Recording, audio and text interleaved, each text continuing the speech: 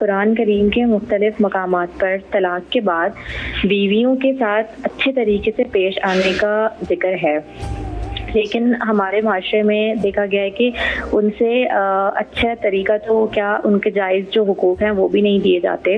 उन्हें उनके ज़ेवरात जो भी मैके से मिली हुई चीज़ें होती हैं वो सब ले ली जाती हैं और तस्दील करके घर से निकाल दिया जाता है। तो मुझे ये पूछना था कि शरीयत इस हवाले से क्या कहती है ऐसे लोगों के लिए। बिस्मिल्लाहिर्रहमानिर्रहीम। बहुत अहम उन्वान है और मैं चाहूँगा कि हम कुरान मजीद की रोशनी में इस पर रिस्पॉन्स करें। पहली बात यह कि शरीयत में तलाक़ को सबसे ज़्यादा नापसंदीदा हलाल करार दिया गया। अगरचे ये हलाल है लेकिन इसमें शौहर और बीवी में अलहदगी है, उसके असरात बच्चों पर, फैमिलीज़ पर होते हैं, तो नापसंद किया गया। दूसरी एक इम्पॉर्टेंट बात यह है कि बैक वक्त की 3 तलाक़ें अगरचे वाक़ हो जाती हैं लेकिन इसे बिदअत कहा गया और ये अल्लाह के रसूल सल्लल्लाहु अलैहि वसल्लम ने सख्त नापसंद किया है कि एक ही मजलिस में कोई शौहर अपनी बीवी को तलाक़ें एक साथ 3 जो है वो दे दे। दूसरी इम्पॉर्टेंट बात यह है कि हमारे यहाँ जब तलाक़ होती है तो उमूमी तौर पर लड़ाई झगड़ा, फसाद, मार पीट और इस तरह के वाक़यात के बाद जाकर अलहदगी होती है। लेकिन कुरान मजीद में अल्लाह ताला ने कुछ हुकूक़ हैं जो ज़ौजैन के लिए तलाक़ के बाद भी एक दूसरे पर आयद किए हैं। अच्छा, आप देखिए कुरान मजीद में ख़ुद अल्लाह ताला फरमाता है कि अत-तलाक़ु मर्रतान, तलाक़ 2 मरतबा है। अब 2 मरतबा तलाक़ देने के बाद हक़ क्या है? फ़इम्साकुम बिमारूफ़िन औ तसरीहुम बिएहसान। अब तलाक़ रजई के बाद शौहर या तो औरत को मारूफ तरीके से बीवी बना कर रखे या एहसान करते हुए उसे छोड़ दे। अब एहसान करना क्या है? अब आप देखिए कुरान मजीद में आगे अल्लाह फरमाता है वला यहिल्लु लकुम अन ताखुदू मिम्मा आतैतुमूहुन्ना शैआ। शौहर ने अपनी बीवी को जो गिफ्ट्स दिए हैं, जो महर दिया है, शरन इजाज़त नहीं है कि तलाक़ देने के बाद वो उससे उन चीज़ों के वापसी का मुतालबा करे। अगर उसने महर अदा नहीं किया था तो शरन शौहर पर फ़र्ज़ है कि वो अपनी बीवी को उसका महर अदा करे।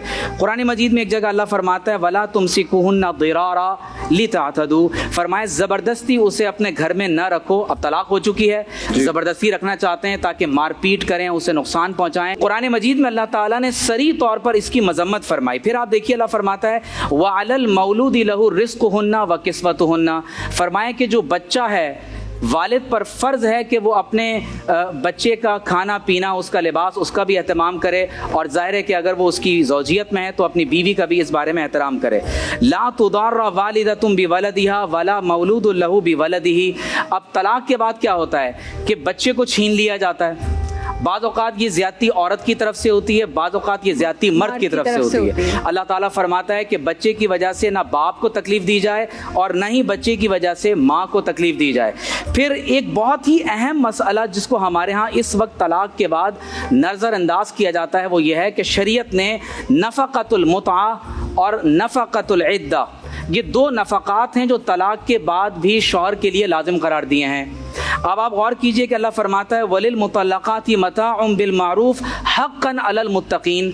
एक शौहर ने अपनी बीवी को तलाक़ दे दी है तो तलाक़ देते वक्त मार पीट के बाद घर से नहीं निकाला जाएगा, बल्कि फरमाया उसे तोहफ़ा देकर, उसे जोड़ा देकर, उसे कुछ गिफ्ट देकर आप रवाना कीजिए।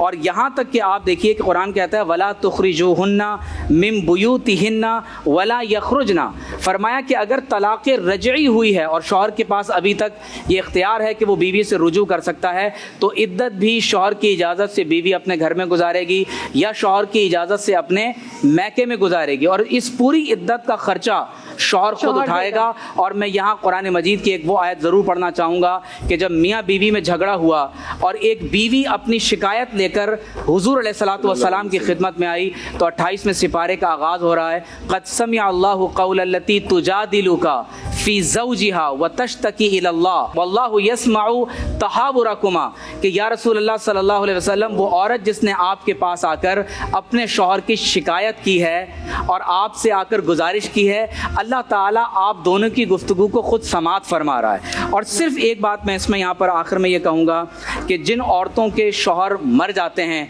अल्लाह ताला ने फरमाया कि उन्हें चाहिए कि वो ये नसीहत और वसीयत करके जाएं कि मेरी बीवी को 1 साल तक तो मेरे घर से मत निकालना अल्लाह। उसका खर्चा, उसकी जिम्मेदारी उठाने की ज़रूरत है।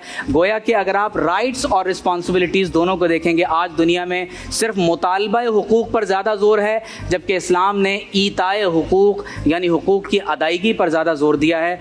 तो मैं समझता हूँ कि इन अमाल पर तमाम लोगों को अमल करने की ज़रूरत है। अच्छा, लेकिन ये 1 साल के लिए जो है, कोई शौहर अगर ये चाहे कि मेरे मरने के बाद मेरी बीवी और बच्चे जिंदगी भर मेरे घर में रहें, तो इसमें तो कोई कबात। देखिए, ये मुराद ये है कि फर्ज कीजिए कि एक खातून अपने शौहर के माँ बाप के घर में है जी, ये तो एक अलग बात है कि मीरास में हिस्सा है, नहीं, अगर जायदाद शौहर में के घर हिस्सा में है। रहती है, शौहर का अपना घर है जी, और शौहर का इंतकाल हो जाता है और वही चाहता है कि मेरी बीवी और बच्चे जिंदगी भर जी, यकीनी तौर पर वो जिंदगी भर वहाँ रह सकते हैं। लेकिन अगर वो घर किसी और का है और वो चाहते हैं कि नहीं, इसको यहाँ से अब निकाल दिया जाए, तो ज़ाहिर है कि फिर कुरान मजीद में कम से कम 1 साल तक उस वसीयत और नसीहत पर अमल किया।